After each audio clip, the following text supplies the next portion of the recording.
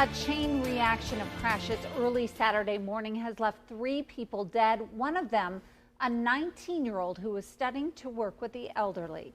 Good evening, I'm Deb Barrett. And I'm David Scott. That woman saw the first crash and stopped to help. That's when she was hit. Today, she died. KAKE's Hannah Baker is live in East Wichita tonight after talking to her family. Hannah. Well, Deb, David, those string of crashes happened on Kellogg right here behind me. 2 men and 19-year-old Kaitlyn Greenman all died. Wichita police say that Greenman was trying to help when she was hit by a motorcycle, which trying to help her family wasn't surprised by. I'm not an emotional person, but this weekend has torn my guts out.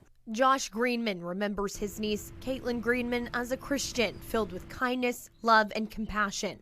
Just a precious girl, just sweet and kind, and, you know, she had a servant's heart. And that servant's heart could have been what led to her death. Around 2 o'clock Saturday morning, Wichita police say an SUV hit the median and flipped on Kellogg near Rock Road. The way we understand it is she came upon an accident, a rollover accident.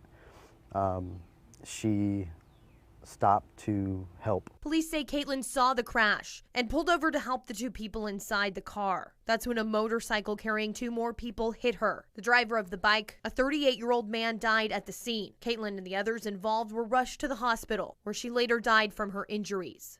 She was just following what she knew to follow through her example through Jesus Christ, and that's to serve and to love and to think of others first. And you know, unfortunately, she lost her life doing that.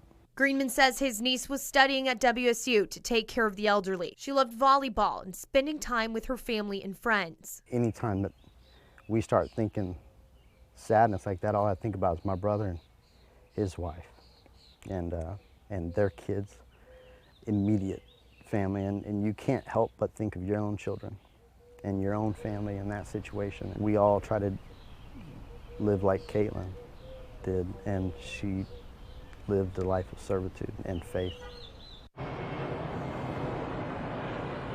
Josh said the family of the driver of the motorcycle that also died in Saturday's crash says that they reached out for condolences for this family. They said they're also hoping to plan some kind of memorial service for the 2 in the near future. Live in East Wichita, Hannah Baker, KAKE News on your side.